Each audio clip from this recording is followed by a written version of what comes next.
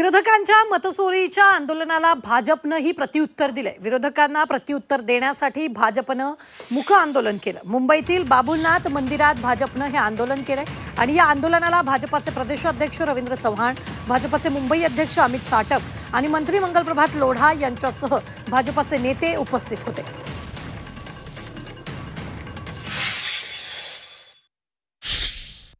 आता आदरणीय देवेंद्रजींच्या नेतृत्वामध्ये महायुतीचं सरकार आलंय।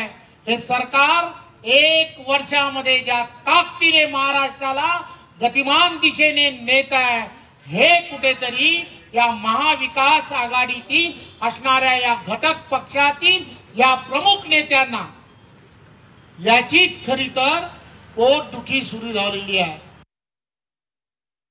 महाराष्ट्रातील असणाऱ्या जनतेला भावनिक आव्हानं देत राहायची, महाराष्ट्र आणि महाराष्ट्राची असणारी अस्मिता ही काय आहे याची फक्त भाषणं करायची।